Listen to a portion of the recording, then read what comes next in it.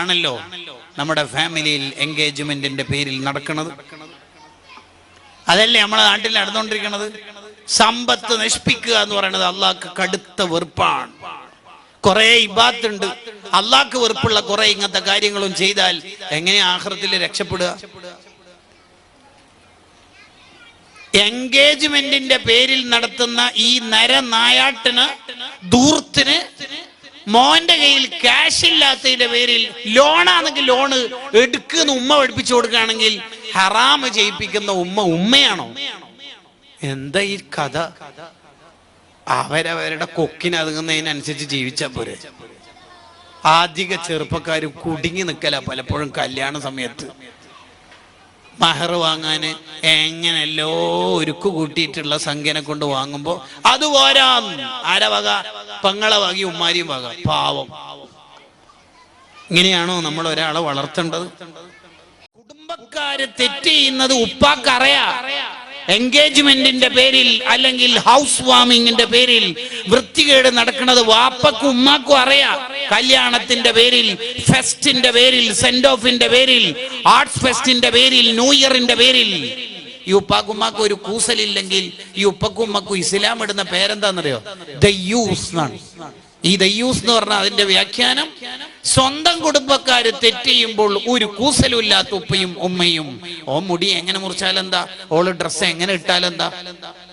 ഈ ഉപ്പക്കും ഉമ്മക്കും സ്വർഗം ഹറാമാണെന്ന് മുഹമ്മദുർ റസൂലുള്ളാഹി സ്വല്ലല്ലാഹി അലൈഹി വസല്ലം.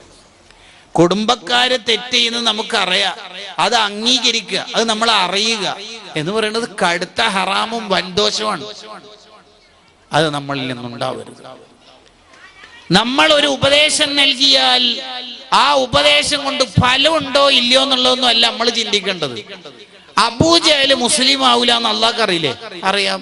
പിന്നെന്തിനാ നബി തങ്ങൾ അങ്ങോട്ടേക്ക് ദഅവത്തിന് അയച്ചത്? ദാഇ ആലോചിക്കേണ്ടത് റിസൾട്ട് അല്ല, നമുക്ക് കൂലി ഉണ്ടാവാൻ നമ്മൾ ദഅവത്ത് നടത്തണം.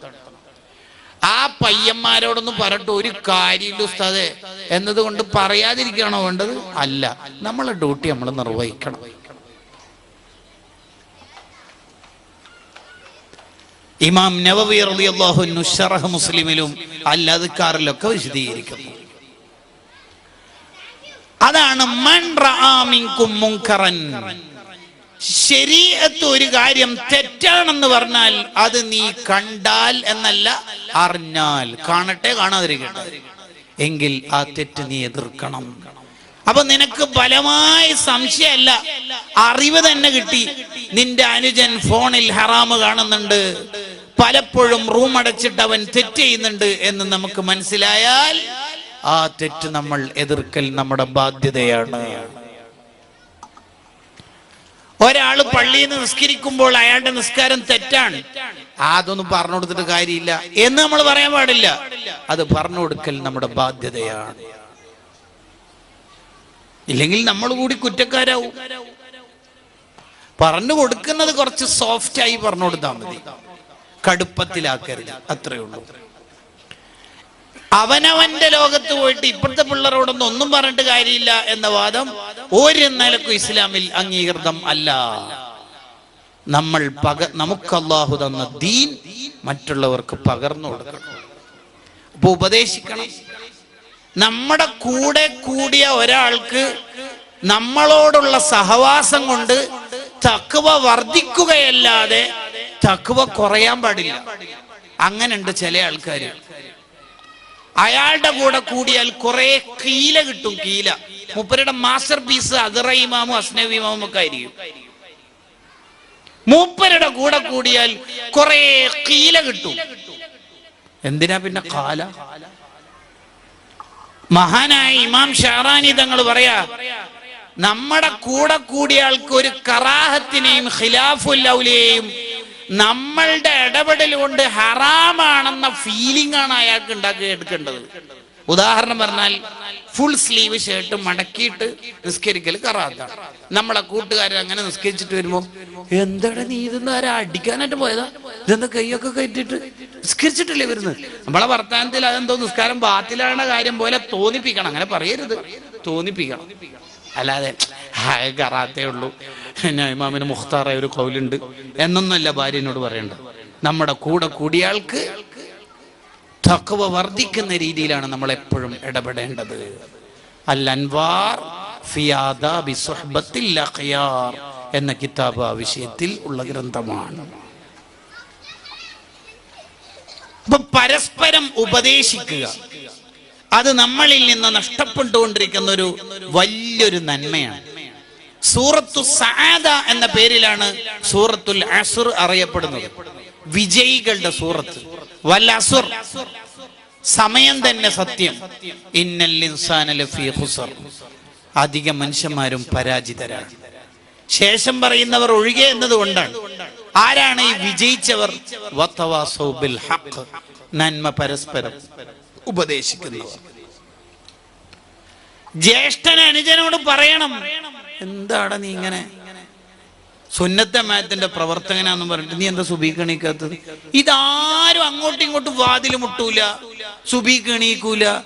ഇതെന്തൊരു കഥ എന്ന് പറയണത്? ഇതാണോ ഒരു മുസ്ലിം എന്ന് പറഞ്ഞാൽ? അല്ല. നീ നരകത്തിൽ പോകരുതെന്ന് നീ ആഗ്രഹിക്കണത് പോലെ ആരും നരകത്തിൽ പോകരുത് എന്ന് വിചാരിക്കുമ്പോൾ തക്കുൻ മുസ്ലിമാ, നീ ഒറിജിനൽ മുസ്ലിമാവും. അതല്ലേ നമ്മളാവേണ്ടത്. നീ ഒറിജിനൽ മുഅ്മിനാകും, അങ്ങനെയല്ലേ നമ്മൾ വിചാരിക്കേണ്ടത്. അപ്പൊ പരസ്പരം ഉപദേശിക്കണം.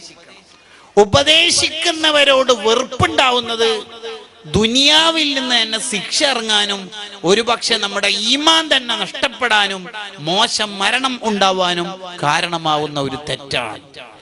ഉദാഹരണത്തിന് ഒരാൾ എൻ്റെ അടുത്ത് വന്നിട്ട് പറഞ്ഞു, സതെ വെള്ളി മോതിരിടൽ സുന്നത്താണല്ലോ, ഇടുസ്ഥാൻ ഇട്ടൂടെ എന്ന് പറഞ്ഞു. ആ വെള്ളി മോതിരം അയാൾ ഉപദേശിച്ചുകൊണ്ട് ഞാൻ ഇട്ടില്ല എന്നത് കൊണ്ട് ഞാൻ നരകത്തിൽ പോകുന്നോ നമ്മൾ നരകത്തിൽ പോകുന്നോന്നോ വിലയിരുത്താനൊന്നും വകുപ്പില്ല. കാരണം അതൊരു സുന്നത്താണ്. പക്ഷെ അയാളോട് നമ്മൾ തിരിച്ച് പറയണത് എന്ത് സുന്നത്ത്? അങ്ങനെ എല്ലാ സുന്നത്തും എല്ലാവർക്കും എടുക്കാൻ കഴിയും? എത്താ പറയണത്? നീ എല്ലാ സുന്നത്ത് കൊടുക്കല്ലോ എന്ന് അയാളോട് തിരിച്ച് ചൂടാവുന്ന തരത്തിലോ അയാളെ പരിഹസിക്കുന്ന തരത്തിലോ ഇടപെട്ടാൽ അതൊരു അപകടം. വെള്ളിമോതിരം ഇടട്ടെ ഇടാതിരിക്കട്ടെ, അയാളെ ഉപദേശിച്ചതിന്റെ പേരിൽ ട്രോളുക എന്ന യൂട്യൂബ് കമന്റിന്റെ പണി നമ്മൾ എടുത്താൽ അത് പ്രശ്നമാണ്. അവസാന കാലാവുമ്പോൾ ഇസ്ലാമിൽ നിന്ന് പുറത്തു പോകുന്ന വാക്കുകൾ വർദ്ധിച്ചു വർദ്ധിച്ചു വർദ്ധിച്ചു വരും. പലർക്കും അത് അറിയില്ല. ഇസ്ലാം എന്ന് പുറത്തു പോകുന്ന മുർത്തദ്ദ എന്ന വാക്കാണ്. പലർക്കും രിദ്ദത്തിന്റെ വാക്കാന്നല്ല, അത് തെറ്റാന്ന് തന്നെ പലർക്കും അറിയില്ല. അങ്ങനെ നമുക്കൊരിക്കലും സംഭവിച്ചുകൂടാ.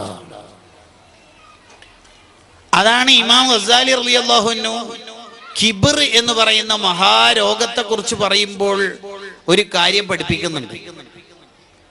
ട്യൂമറും ക്യാൻസറൊക്കെ വന്നാലും മരിക്കേ ചെയ്യാം. വേറെന്താ സംഭവിക്കുക? മരിക്കും. കൂടിപ്പോയാൽ ലാസ്റ്റ് സ്റ്റേജിൽ മരിക്കും, അല്ലേ? അതെ. എന്നാൽ ക്യാൻസർ വന്നാൽ മരിക്കും എന്നാണെങ്കിൽ കിബർ വന്നാൽ എന്താ? അവര് ചത്തുപോകും. അവന്റെ ഹൃദയം അങ്ങ് മരിച്ചു.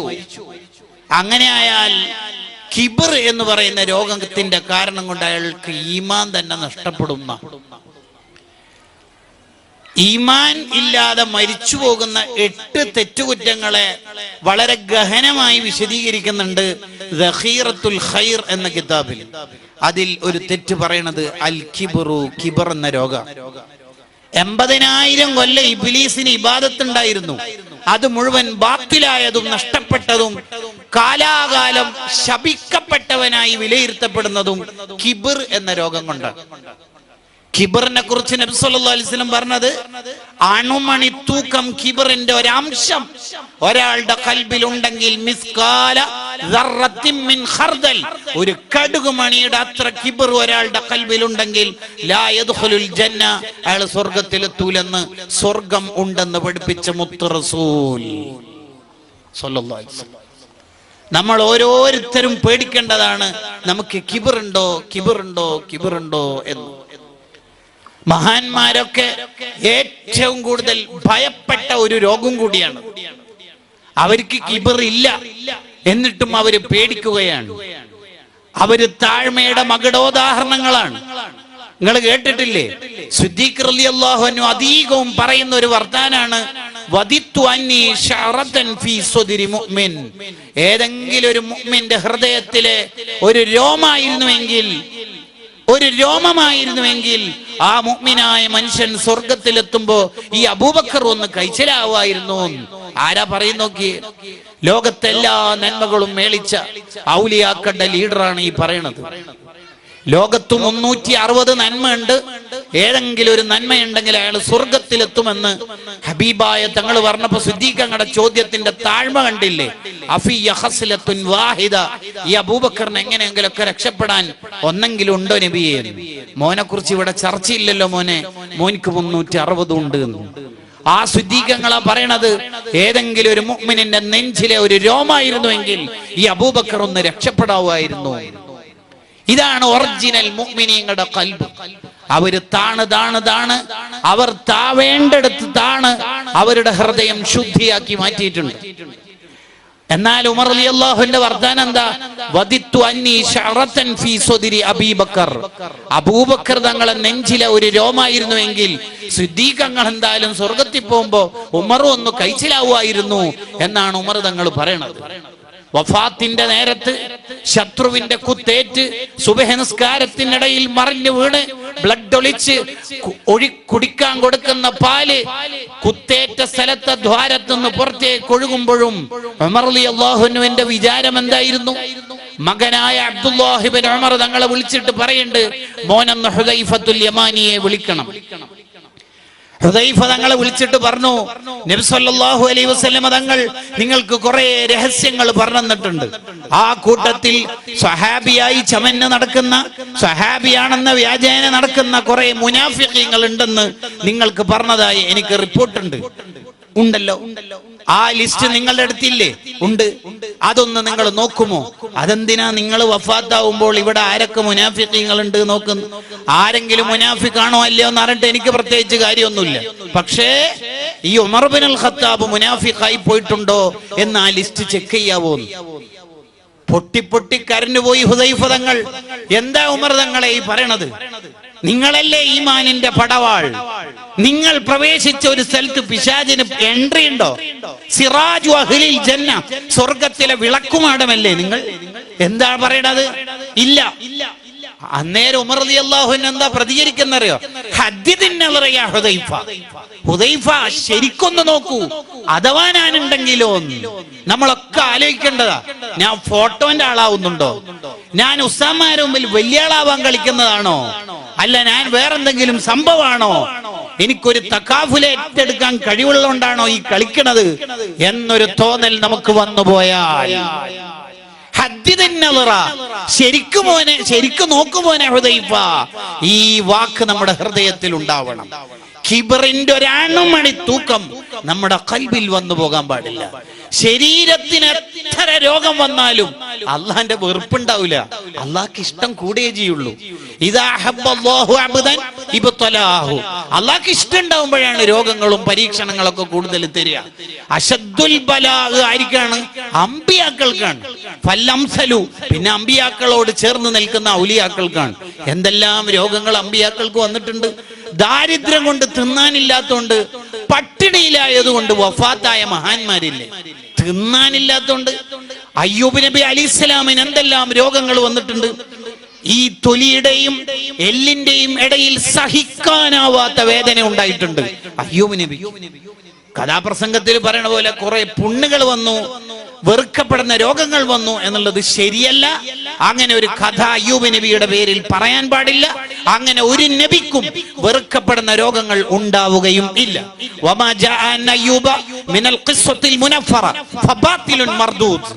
അയ്യൂബ് നബിയെ കുറിച്ച് അങ്ങനെ പറയുന്ന കഥകൾ മുഴുവനും കെട്ടുകഥകളാണ്, ഫാബ്രിക്കേറ്റഡ് സ്റ്റോറിയാണ്, ഫിക്ഷൻസ് ആണ്, ശുദ്ധ അസംബന്ധമാണ്. അങ്ങനെ പറയാനും പറ്റൂല. അതെങ്ങനെ ഒരു നബിക്ക് ഉണ്ടാവില്ല? കാര്യമായിട്ട് നബിയെ ഇസ്ലാം സ്വീകരിക്കാൻ വേണ്ടി ഒരാൾ വന്നു. അപ്പൊ അയാൾ പറയാ, എനിക്ക് മണക്കുന്ന നാർന്ന് ഒരു തിരിച്ചു പോവുക. ഇങ്ങനെ ഒരു നബിക്ക് ഉണ്ടാവോ? എങ്ങനെ ഉണ്ടാവാനാ? അതെങ്ങനെ ഉണ്ടാവാനാ? തുഹ്ഫത്തുൽ മുരീദ് അലാ ശർഹി അലാ ജൗഹറത്തുൽ തൗഹീദ്, ഇമാം ബാജൂരിയുടെ ഗ്രന്ഥം. അതുപോലെ ജൗഹറത്തുൽ തൗഹീദിനെ സ്വാവി ഇമാം എഴുതിയ വ്യാഖ്യാനം.